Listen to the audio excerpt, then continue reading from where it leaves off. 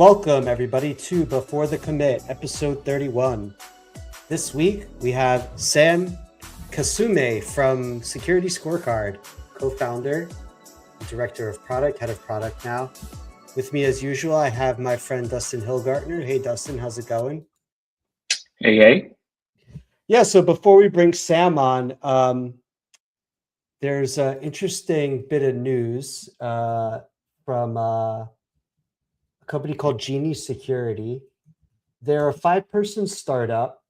They're 5 months old, and they're in the DLP space for AI. So they kind of like intercept AI messages and like prevent like CUI leakage or certain data that you don't want to escape. I mean, it's pretty much akin to an AI security gateway, right? Like things we've talked about, like Light LLM and Cloudflare AI gateway.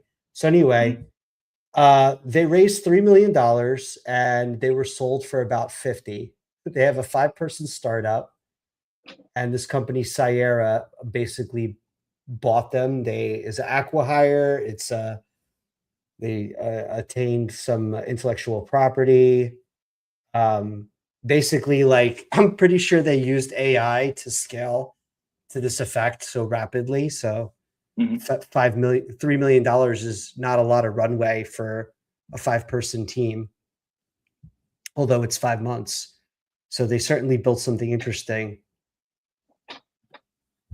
Yeah. It's an interesting space. I mean, the AI gateway space, I believe, is kind of like the first product that you're seeing is from the security perspective around AI that seems to be a necessary part of your architecture. Some folks are using cloud AI gateways, in which case they're trusting a third party, which of course is still better than having everything go everywhere. And then the most sensitive of companies are using the on-prem AI gateways like Light LLM and others out there that they can deploy in their network and stop anything from getting to any third party at all. So it definitely seems to be a hot commodity right now, is to have an AI gateway startup in the security space. I mean, it's interesting on that front itself. Like, it shows that there's a market for, I mean, there is a market. You're seeing a lot of kind of companies that already have, like, Cloudflare is a good example. Theirs is primarily focused around agent-based security, not necessarily LLM proxy-based security, but you're kind of seeing like that there's market validation. But what I found particularly interesting was that you had a 5-person startup. And I know we've talked a lot about the future of, like, SaaS-based companies. I mean, essentially, this is a SaaS company. 5 people built it in 5 months, raised $3 million and sold it for 50.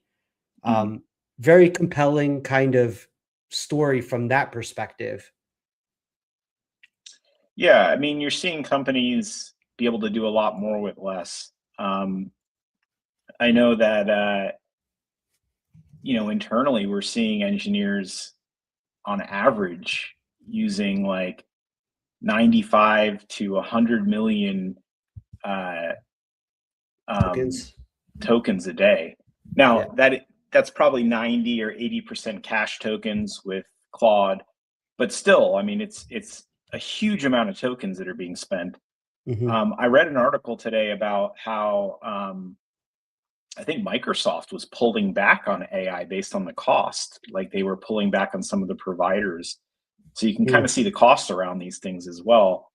But the AI gateway itself is essential in your business if you want to have any sort of visibility or any sort of control over what everyone's doing with AI, both not only from the security perspective, but also just from like gaining knowledge about what's going on within your organization and gauging who's leveraging AI. It's so early in the AI sort of space that you kind of have to gauge who's using AI more than others.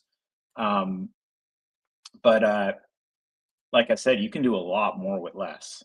I think I was reading that the creator of OpenClaw, now that he's at Anthropic, is like going through 1 billion tokens a month or something like that, which He's at clearly OpenAI. means, I'm sorry, yeah, OpenAI, Yeah. which clearly means that they're building orchestration on top of the agent harnesses for coding, which we're also doing internally. It seems to be where you get to. You start with tab completion and cursor, and you end up with eventual agents doing a lot of the work, and then eventually you're getting to the point where you're orchestrating, like you're almost like building your own horizontal scaling of the harnesses themselves internally, and having them automate more and more of the process. Yeah, there's a lot of kind of, I think, individual efforts going on within organizations. Like, people come up with their secret sauce of how they're able to rapidly, scale themselves. So there's probably like, I bet you we could come up with like a formula, like coefficient, like employee productivity to agent productivity. Like, I wield the power of, 50 agents or something like that. And your competitive advantage in this like kind of new world is like your ability to maximize your usage of agents and um, build software in a way that, you would have to have X number of headcount, X, salary, overhead. And now you can augment your entire staff for your organization by just having a better formula, a better rig, as our friend says. Yeah. Also, what I'm starting to notice in my own work is that as the models get better and better, the mid-steering, the pivots that you have to do midstream in a session are getting less and less and less. The opportunities to automate the entire coding process end to end, including all of the back and forth that happen with code reviews and failed pipelines and acceptance criteria and smoke tests and integration tests. All of that stuff is getting much more automatable, in the sense where you're pretty much to the point at this point where if you get your governance dialed in and your skills dialed in around your repos, you can really kind of operate to a great degree through tickets or meetings, and have all that stuff fed in and building tickets and plans off of the meetings themselves. And the tickets actually end up merged at the end with code reviews without any human intervention. Of course, you got to get really, really good acceptance criteria. You have to have a really, really good test and integration test plan. You're finding a lot more of the work being before and after the coding. The coding is actually a very small amount of the work at this point. You're finding that dialing in the plans. I was thinking the other day, like, who's responsible for a bug? Is it the person who kicked off the agent, or is it the person who wrote the ticket at this point?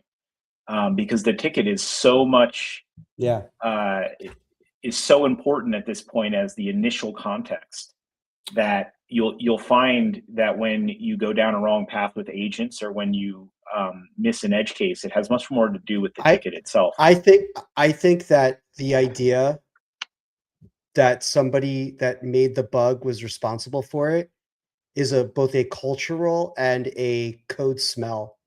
Because if that person has knowledge in their head that nobody else can solve the problem because they inherently created it, then it's a problem with the code. And also, it creates a culture of blaming. And like, those two things go away with AI coding if you do it the right way. Because I found the bug, like, I'm going to fix it. Like, I don't need to like ask you, like, I'll just ask the code base, like, what is this bug? How did it get introduced? Do you know how to fix it? And if I can't, then there's a problem with the code itself, or, something of the structure of it. And then from the culture perspective, like, there isn't like, oh, you broke it, now you have to fix it. Like, it should be self-healing. The process should be self-healing. It shouldn't be like a blame game. Just fix it, like, move on. Yeah. Absolutely. Cool. So we have with us special guests today for episode 31. Sam Kassoumeh is a co-founder of SecurityScorecard. He currently serves as head of product. He co-founded SecurityScorecard in 2013, and he's been central to helping build out the security ratings world before it was even a thing. They kind of created it. It's really exciting to have him here. They now use it, I think, publicly. 25,000 organizations are using SecurityScorecard for a variety of purposes: third-party risk management, board reporting, due diligence, cybersecurity, cyber insurance underwriting, and regulatory oversight. And before that, Sam worked at the Gilt Group and worked at some other places doing things like head of security and CISO. And just really excited to have a conversation with Sam about, what he's seeing in this new world that we're in. Hey, Sam, how's it going? Hey, guys. How are you? Hey, Danny. Hey, Good. Dustin. Welcome, Sam. Yeah. Thank you, guys. Good. So, just to kind of hit it off the head. So you co-founded SecurityScorecard in 23, long before AI was like a thing. And you guys kind of created a cyber ratings category.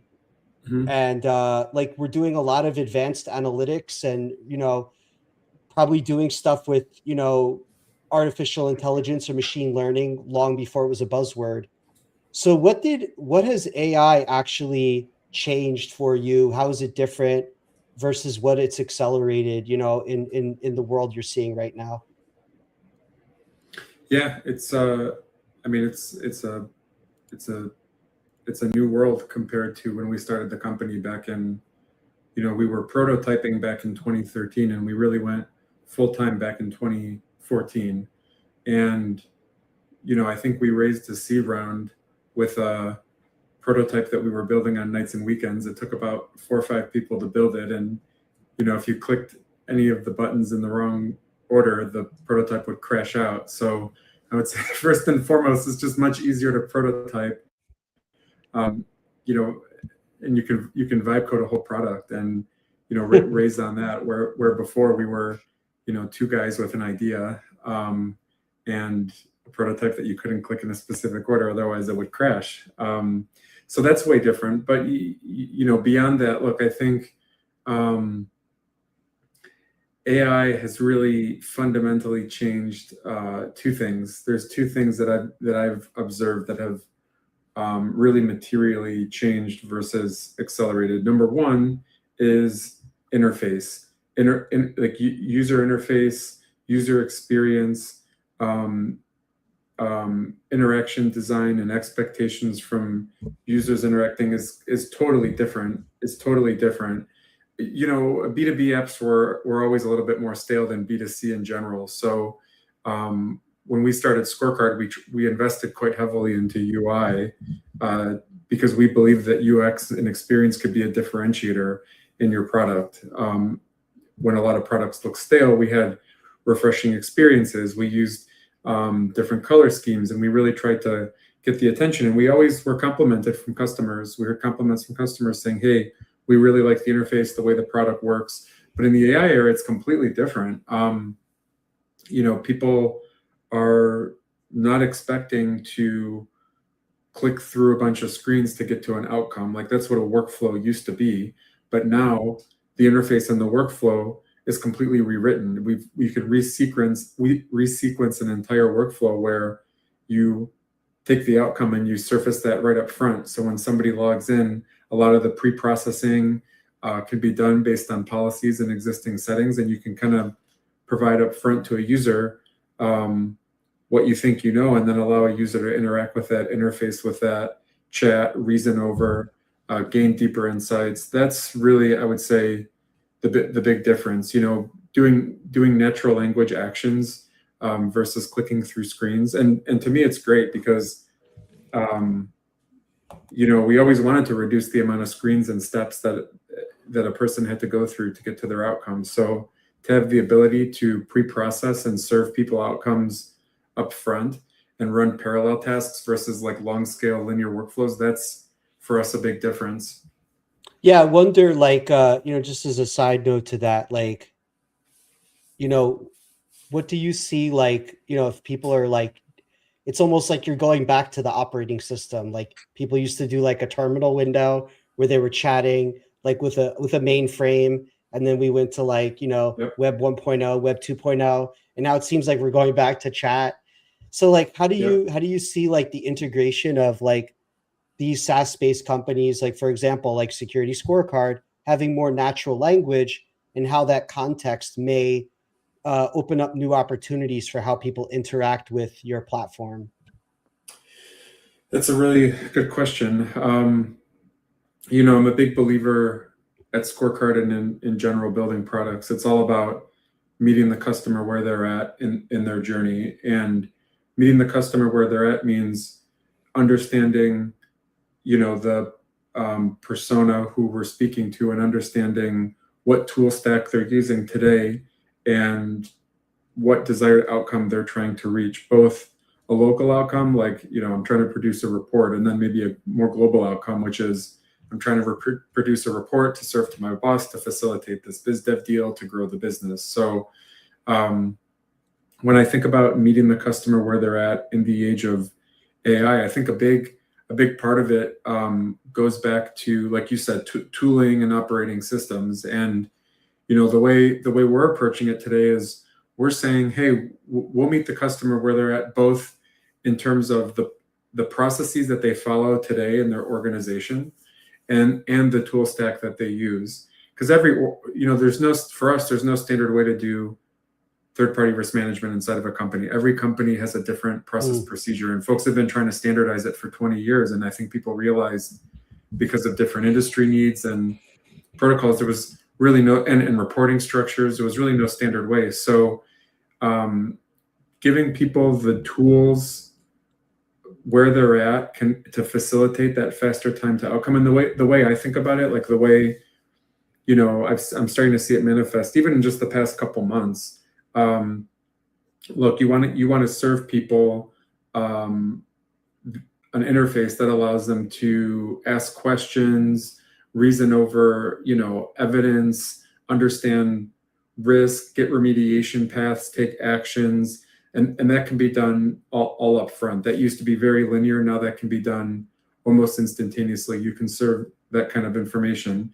We give customers the choice on how automated they want to make things. So depending on what part of a process they're trying to apply agentic workflows to, they may want full human control. They may want semi-automated processing, and then you serve them a result that they can review and also apply their judgment to. And then in some instances, there's folks that want full autonomous, or even agent to agent. So we try to give the flexibility. The last thing I would say is, in the same vein of meeting the customer where they're at in their tool stack, is, look, the way I think about Scorecard is today is, it's a threat-informed operating layer for supply chain risk and third-party risk, really end to end. And if you're an operating layer, you want to give people a UI, but you also want them to run through your operating layer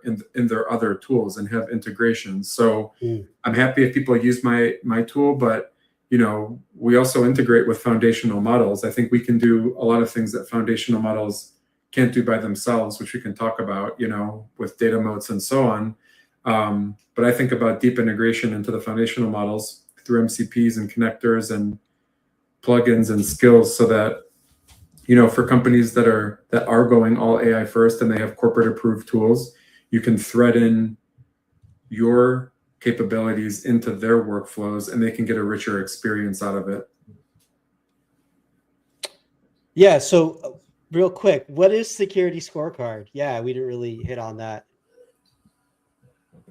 Yeah, we should probably start there. That's a good place to start.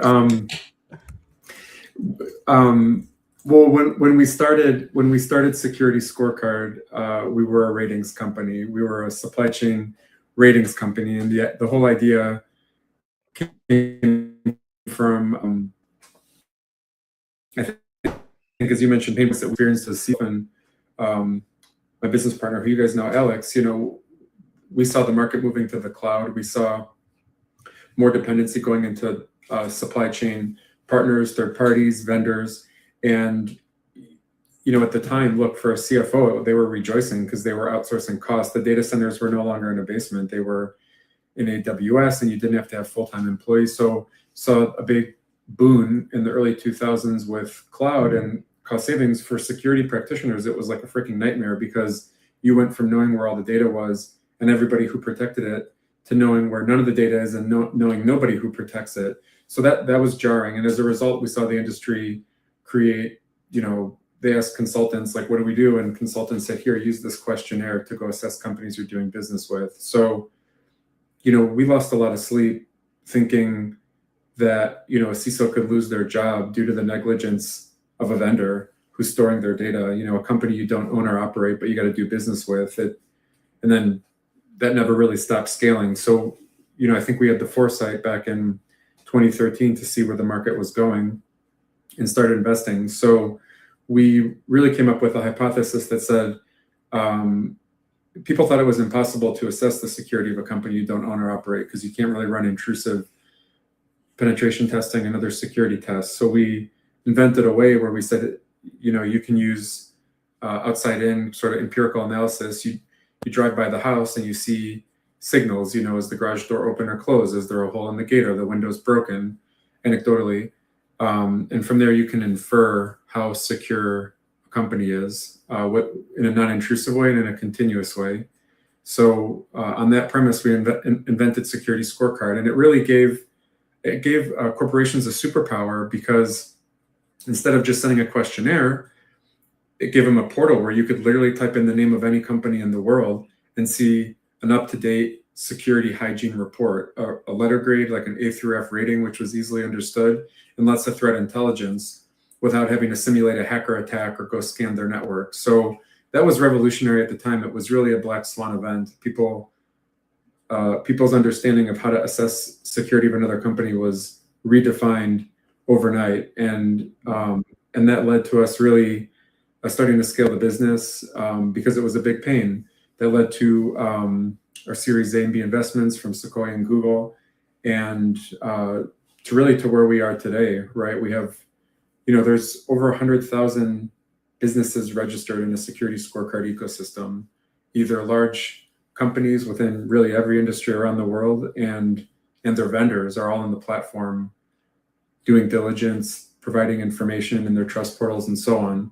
That's what SecurityScorecard was and where we got to. Today though, when I think about the evolution of SecurityScorecard, we launched a product at RSA called Titan.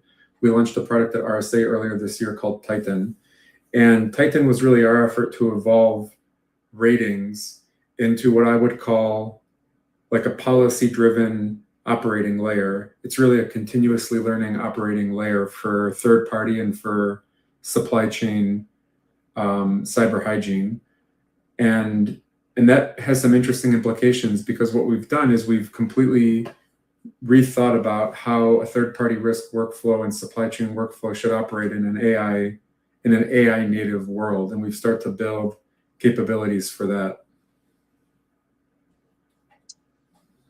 I remember when SecurityScorecard came around. Before that, I don't remember any sort of not only independent way of getting an idea of the security posture of a company. Like you always used to have to rely on, like you said, questionnaires, or we did this pen test, a lot of point in time stuff, but also directionality. Like you can start to see whether things are getting better or worse. I don't remember anything like that existing before SecurityScorecard. So I do have questions actually about how did you guys decide on doing ratings? Because there was so many other ways that you could have displayed this information or different ways you could have addressed the market, but you went down the road of ratings, which at that point, I didn't think anyone, correct me if I'm wrong, but I think you were probably first in that regard or very near first. What was the thought process that led you down the road of saying, let's just do ratings? I think there was a couple of things that inspired us, I think, at the time to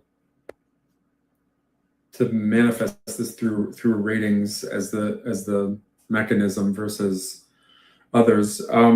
We were looking for something that could be ubiquitous, because we were thinking this is and is going to become a global problem. So it has to be something that anybody anywhere in the world can understand. We used to kind of joke, you want to build like a grandma's scorecard, like you could pull a grandma off the street and show her the security scorecard, and it was easy enough for anybody on the street to understand. So because we realized too, and you guys know it, when you do a third-party diligence, depending on who owns it inside of a company and how everything works, you might have really technical people like security engineers owning the diligence, or you might have someone who's like completely non-technical, like a compliance analyst, still very, very smart, but you're talking two different languages, regulatory and code, basically.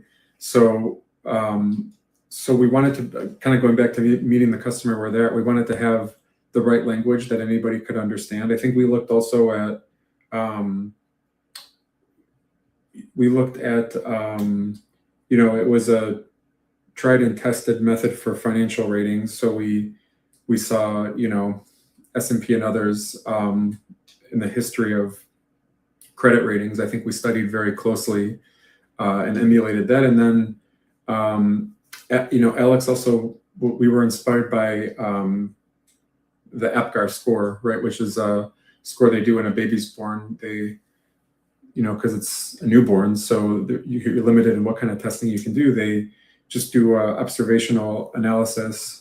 Is the baby breathing? What color is the skin? And so on. And there's a chart that gets filled out and scored, and based on the score, that determines the health of the baby. So we looked at that, and that was sort of like, hey, it's an outside-in view of risk, and I think we emulated some of those things that we were inspired by, that we saw, and we knew deep down that every person everywhere in the world had been conditioned on an A through F scale. As long as they went to at least grade school, they probably understood the concept of A, B, C, D, F, or something like that. So we really thought about the vendors that may not have a hardcore security team, might be a 5-person team or something. You want to be able to share a security scorecard with them, and they can still digest and understand what's going on. So SecurityScorecard probably sits on what might be the largest externally sourced risk data set in existence, which is dovetailed perfectly into the AI era. What are you all seeing in that data? Has it changed? Are you seeing trends that are starting to evolve in the AI era? There, it's a great question. There's a couple different angles and ways to answer it. Yes, definitely. One thing that we did early on was we invested very heavily in threat intelligence and data collection. In part, it was because the team that we had knew how to do that very well as engineers and cyber practitioners. That was our background. So again, we had the foresight right in a couple areas, right? One was supply chain security is only going to get worse, and two was you got to own the data, and the data is the moat. Look, we used to buy data in very early days, and it never really worked for us, because if you're rating a company and it's based in the data that you have, and you don't have atomic control of the data and the collectors, if there's ever a dispute or a customer complaint, hey, this data is not accurate, you have to chase a third party to get clarity, and it's reactive.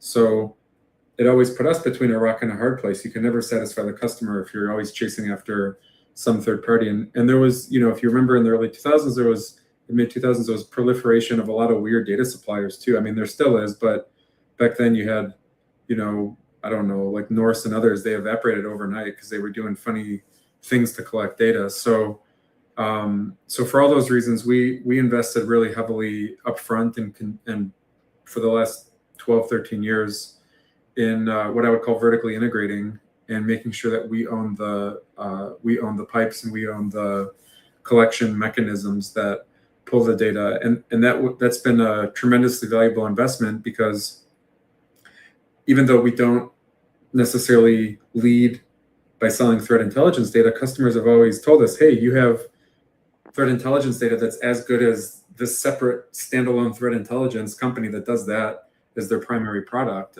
So we were always really proud of having 10, 12x coverage for many competitors, and having comparable data to people that did that for their primary job.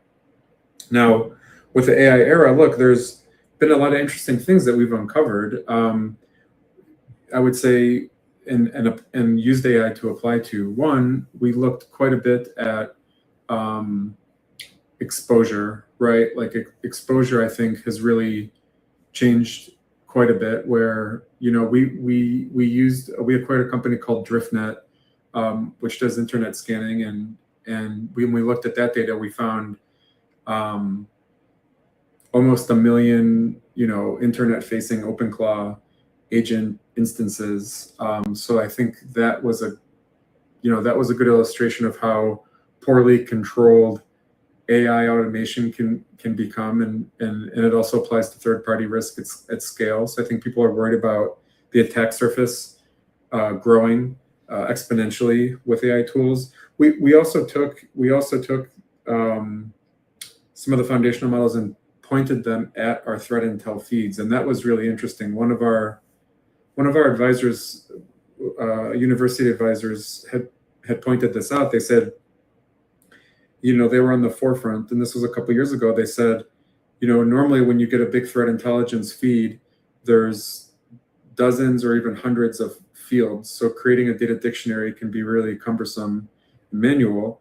And oftentimes what we end up doing is we end up discarding many of the fields, and you just keep the primary fields that you need to do the analysis, like, destination port and timestamps and IP and that kind of stuff.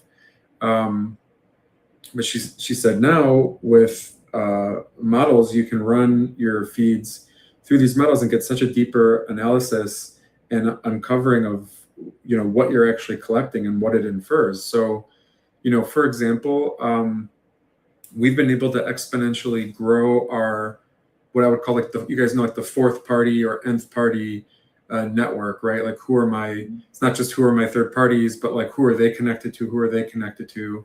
And the supply chain starts becoming this interconnected network.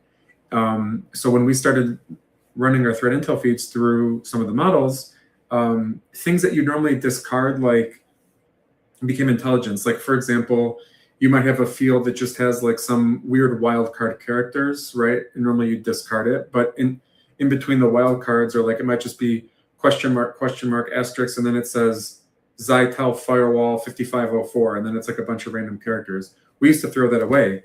Now we can grab that, identify that that's a product name, and infer that they're using Zytel as a product inside the network and as a vendor for that company. So we've been able to exponentially grow the interconnectivity and observation data. Net flow data gets a whole new value when you start running it through models, because you can.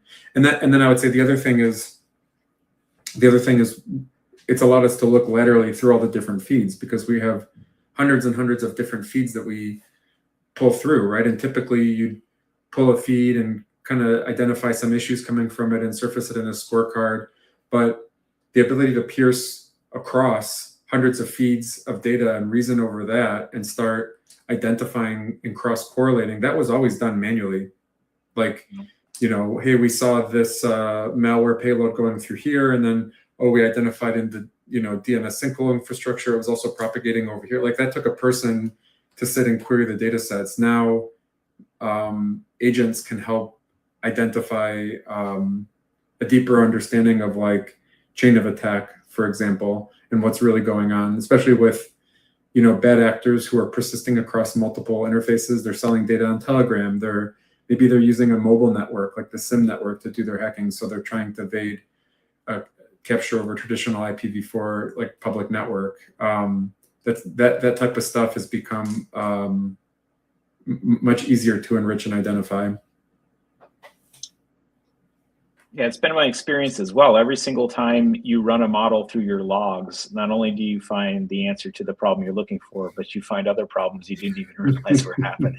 And the regression analysis is so much easier to do too, because you can say, hey, what have the last 4 hours looked like compared to the last 30 days, right, of this IP or this behavior or this log or this set of logs? And you know, the behavioral data also gets this like whole new, yeah, so to your point, it really gives you like an unlimited set of opportunities once you start fanning it out and getting into it. So you know, candidly, I think we're still scratching the surface ourselves into what we can, like the value that we can mine out of the data set. I will say the biggest value though today is just coming back to the questionnaire process. Like, look, historically people have always used the rating and then they still send a questionnaire anyway, right? And then they're trying to say, well, this is what, you know, Jimmy said on his questionnaire. Well, what does the data say compared to what Jimmy said, compared to what the SOC 2 that Jimmy provided says, and the policies and procedures? And that whole correlation takes hours. It would take 3 hours, maybe at least, for a person to do it. And I mean, in the early days, they were literally printing 2 PDFs and saying, Jimmy said this, scorecard said that, Jimmy said this, scorecard said. So it provided a value, but it also created work, right? And that can erode the value. So what I'm most excited about is when I talk about the operating fabric and the operating layer, it's the ability to run assessments and like risk assessments, third-party assessments at scale automatically through that data set, because we're sitting on, as you guys know, 13 years of historic threat intel data, plus we collect it, plus we acquired a questionnaire company called HyperComply. We have tens and tens and tens of thousands of questionnaires that have already been filled out by vendors. We have SOC 2 reports, policies, procedures. We have remediation data, people that have gone in and said, I fixed this, right? And you can measure the cadence and response time of fixing. So now to take a questionnaire and say, well, instead of sending it to Jimmy, I'm just going to run it through this data set first. It's giving our customers the ability to do what I would call like a pre-assessment, which means instead of the linear path, like, oh, let me send 500 questions, wait till I get them back, then go through validation, ask more questions. Now we can get to that validation review stage in step 1. And it's redefining the process for people. That's what's most exciting to me about the intersection of AI and threat intel, is we can completely redefine the process, which means, for example, Jimmy's company, we can say, well, here's some conflicts we found already based on the data set that we already have on Jimmy's company and what he's already done in his trust center. Maybe there's conflicts that we already need to raise before he even is asked to fill out a questionnaire. And then maybe there's things we don't know. There's controls where you need to send them out and get a questionnaire filled out, but it's substantially reducing the amount of manual work and surfacing, you know, the actions up front. The actions used to be the last thing that you do, as you guys know, right? You'd say, hey, vendor, I found these problems. You have 90 days to fix it. We can sign the contract, but like, we need you to do these things. Now that used to be like step 5 of a vendor risk workflow. Now that's happening in step 1. So I think fundamentally the intersection is transforming, like when we talk about AI native, it's transforming the workflows in ways that I think people have only begun to understand the implications of. I 100% agree. I mean, there's all this talk about AGI and everyone's waiting for the model to be, you know, smarter than all of humanity combined. But just horizontally scaling the unit of chain of thought, even at a smaller level, a less intelligent level, is so underestimated, because what you can, so much of security, you're seeing it in math as well, when they just cracked that math problem that was in the news recently. And then also with Mythos and the security, it's not that necessarily these models are so smart. It's just that a lot of math and a lot of security research is that there's way too many rocks to turn over and look under.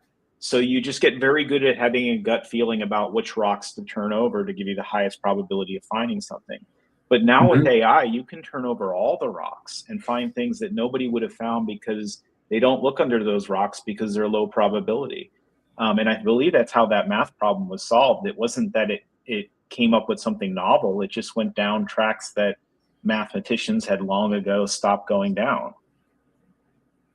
You know, chaining with memory and chaining agents with memory and the right skills and guardrails can really can really get folks a long way. I think it's still a very underestimated value that, yeah, people are starting to realize. You know, when I talk to people it's actually, Dustin, what you just said is it's an interview. Those are like the types of interview questions I've been asking actually recently, and talking. It's a topic du jour. You know, when I'm out to coffee or dinner with friends, other founders, CISOs, folks in the space, this is a big topic of discussion. It's like, how are they leveraging? And right now it's like a renaissance era, right? I hear some new method of doing these deep problem solving or analysis that I never heard. And it could be anything. It could be related to, you know, how folks are going from, how folks are like updating stale documentation in really innovative ways. It could be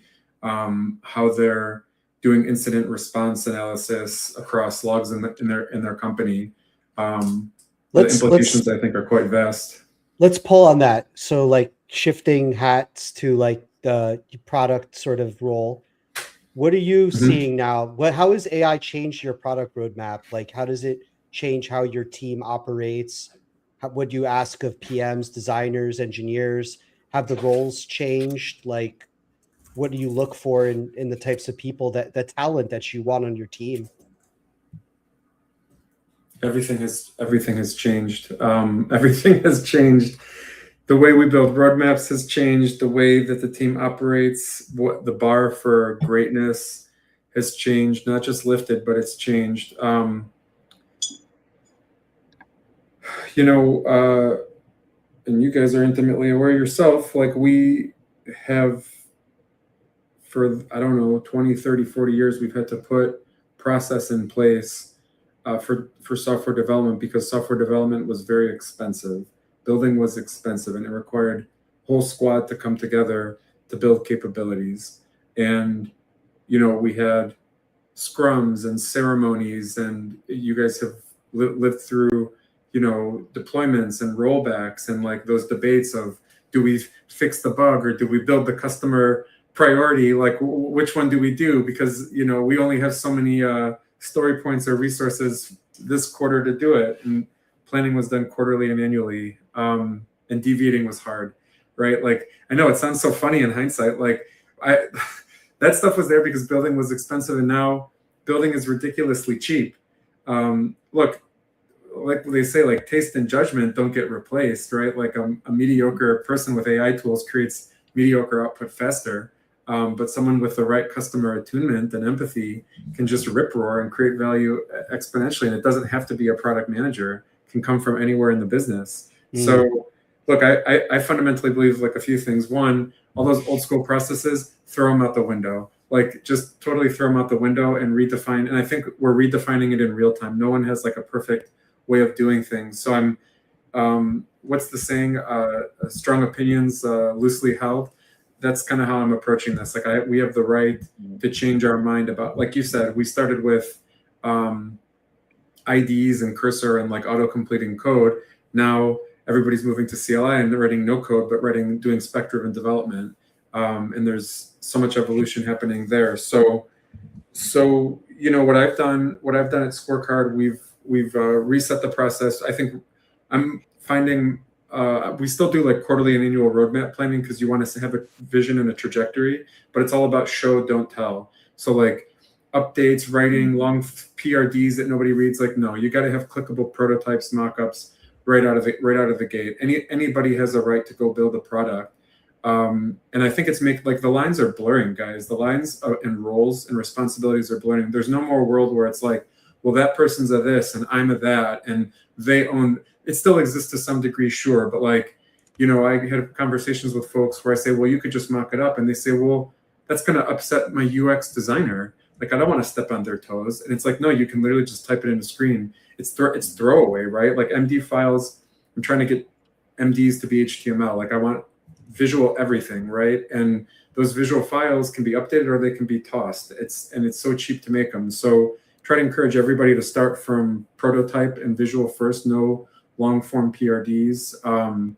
Because the lines have blurred, or in some cases, like the box of the role has been erased, it's making everybody uncomfortable. Let's be real. So someone called it, and I like the term, a psycho-technological revolution, and the people part and the psychology is harder than the technology, because everybody has this existential dread around what it means for their purpose and their role. And inside of companies, like, one thing that we found was you have to give space for people to process that at a group level, and make sure people know that, because it's paradoxical. People get frozen with new technology, but it's actually, that's what causes people to not adapt. So you got to get people over that existential dread and concern, and hands on a keyboard building.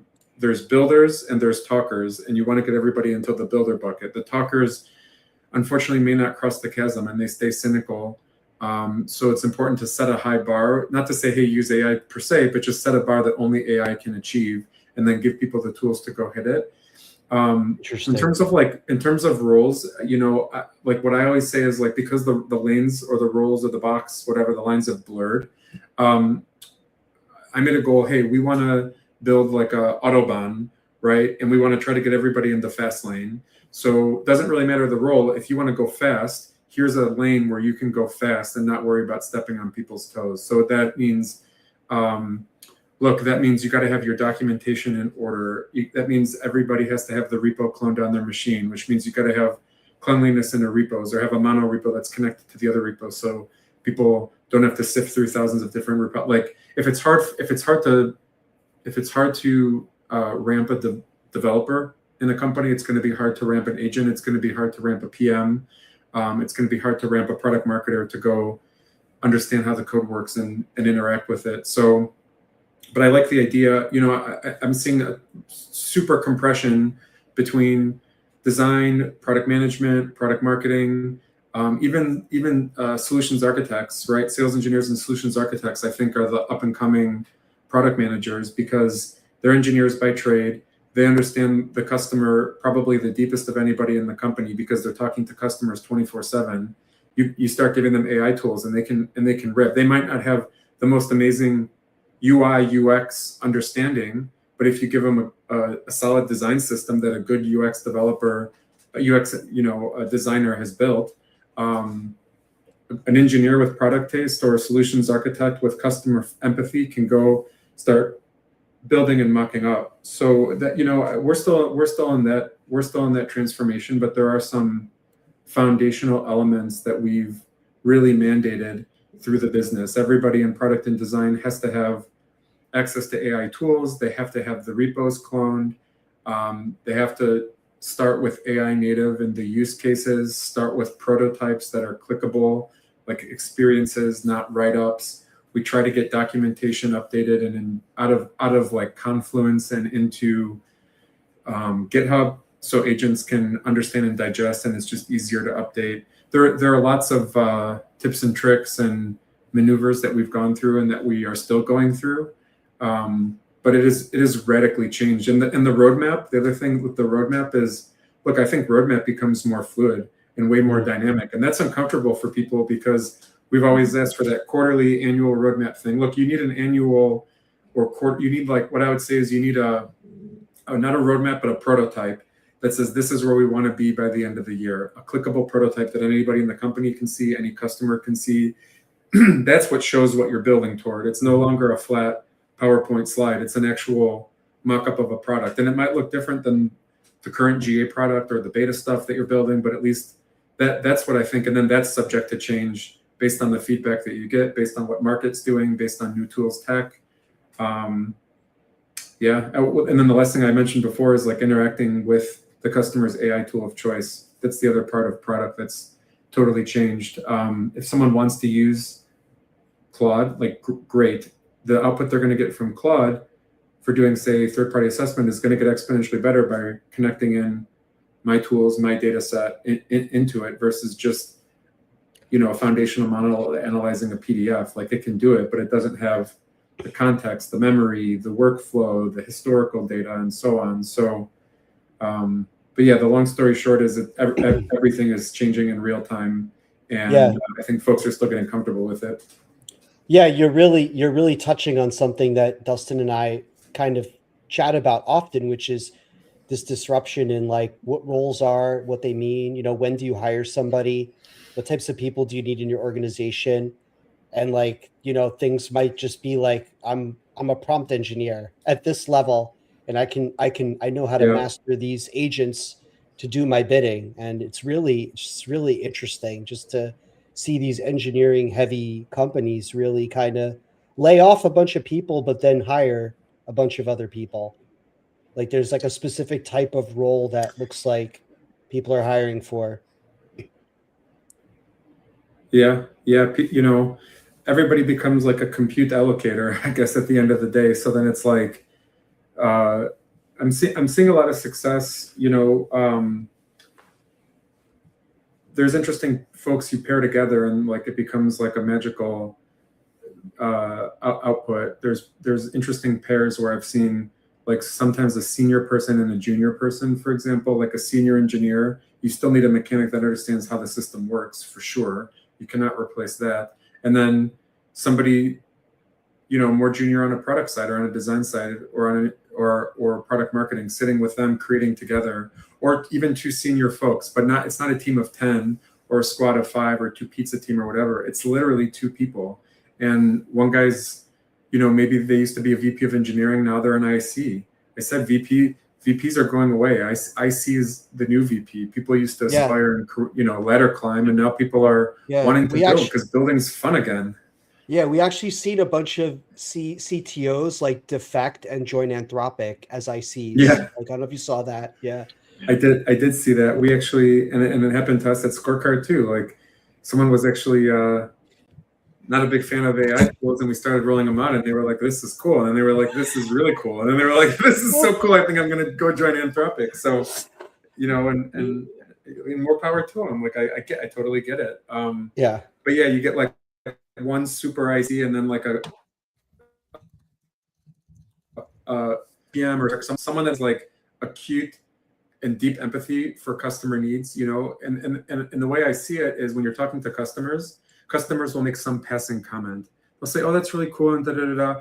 "Oh, but we do use it this way and that way." And they'll just say it like in a passing sentence. And the person that catches that sentence and they're like, "Oh, you use it that way? Like, tell me more." That's the astute, that's the refinement that I look for in the folks that can, those are the tastemakers. They have like their antenna are up, and they're really able to sense the idiosyncratic nuances of customer needs and workflows, and you get those pairs together, and they just rip. Like magic happens. It reminds me of back in the Cinchcast days where I met Alex, your co-founder, where we were going back and forth with a client, producing a solution for them, and they wouldn't really like it. I think we were putting in a chat app, a chat feature to a streaming service. And after talking to the client personally as one of the ICs on the project, I realized exactly what they wanted and did it myself.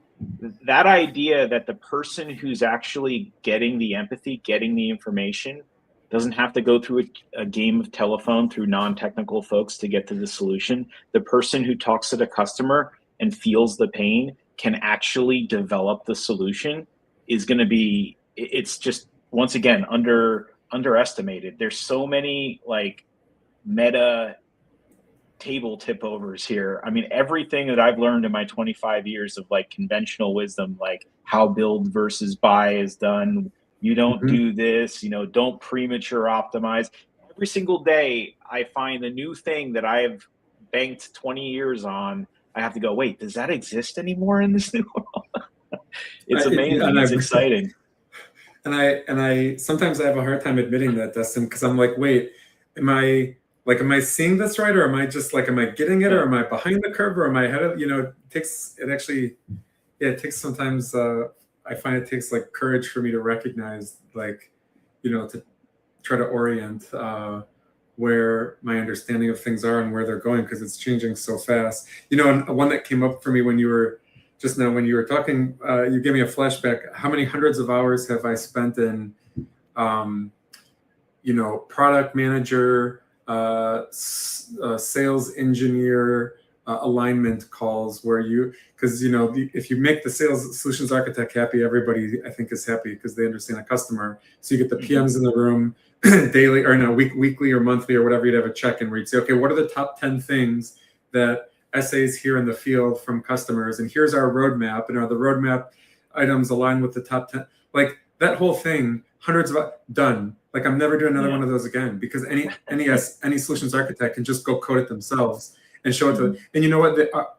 I'll admit a lot of ours were doing that in the early days of like Cloud Code, and it was making folks uncomfortable. The visceral reaction is like, hey, you're entering my territory. Hey, you did that's not scalable. Hey, you built that in Supabase. You were supposed to do it on our architecture. And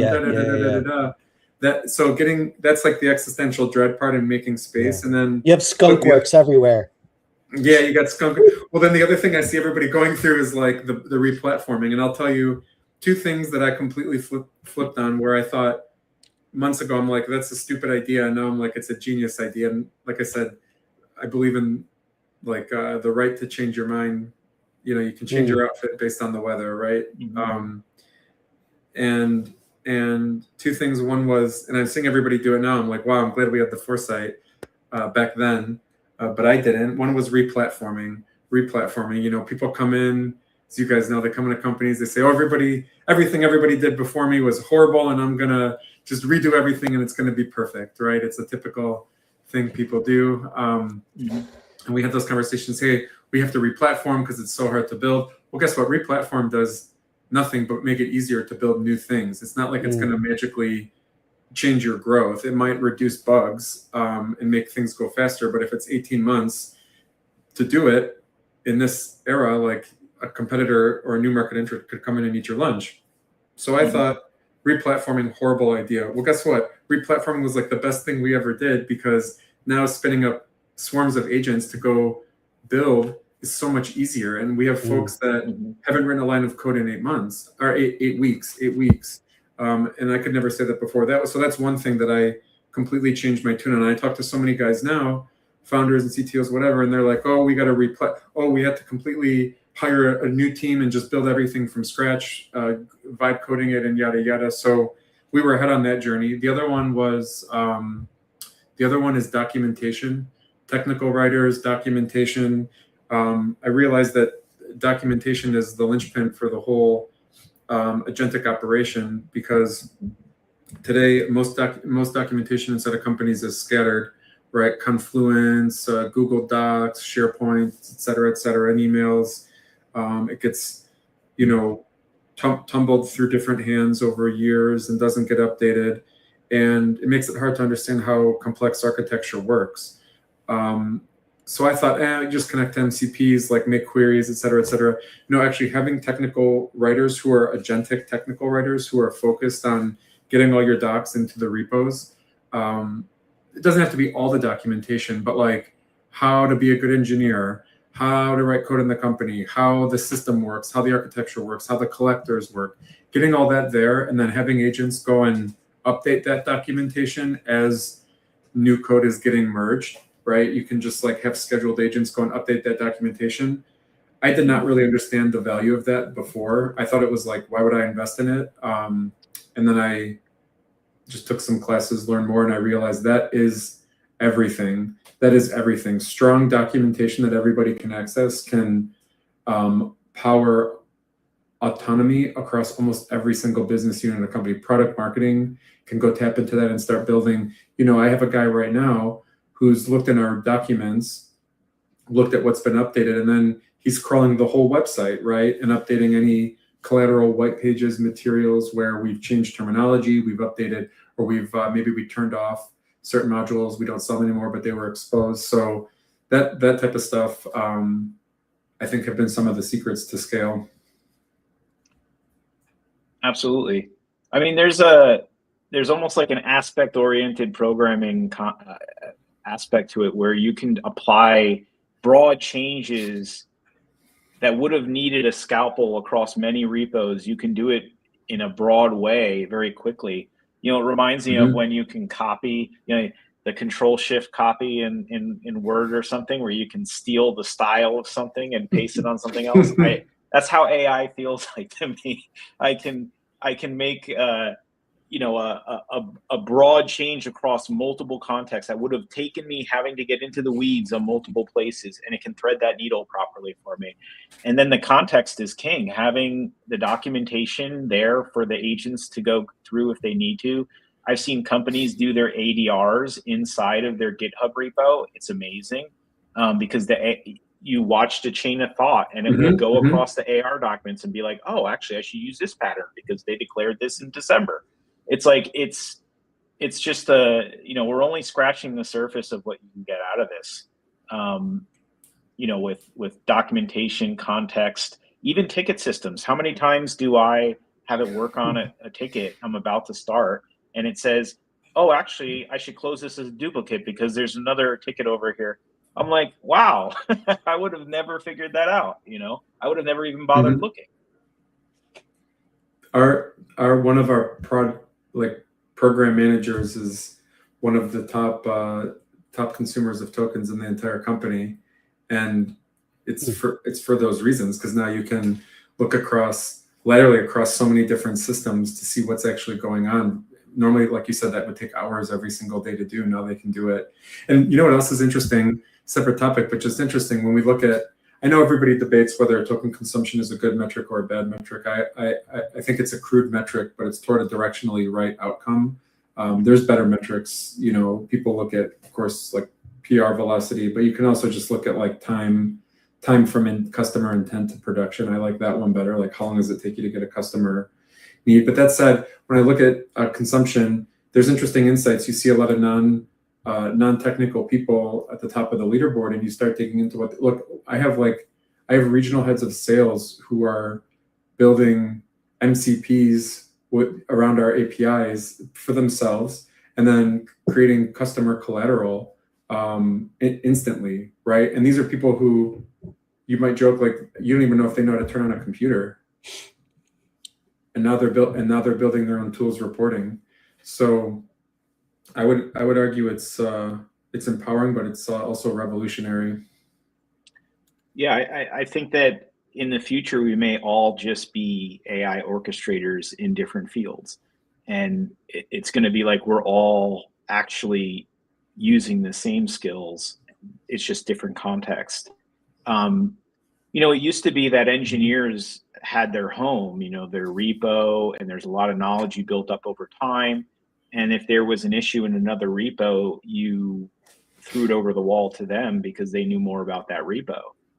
What we're seeing more and more is that engineers can be transients. They can move all over all the repos and make commits in 9 different repos simultaneously without having to have all that institutional knowledge. And that comes from having the context of the documentation and ADRs and things like that in the repos. There's folks out there saying that, well, that institutional knowledge will be lost over time. But I think what is important is that institutional knowledge needs to move into the repo as context and not live inside of people's brains where it's siloed there and you're one accident away from losing that information. Yeah, you don't have the knowledge silos or that risk of knowledge exiting the building when a person decides to leave, right? And then it goes into this like weird gray space that also can be completely now it can be completely automated essentially in real time. I'm seeing a lot of companies actually doesn't move to like a living breathing documentation set. Yeah. This has been great, Sam. I have so many other questions. I think we'll probably have you back at some point because we didn't get would be great.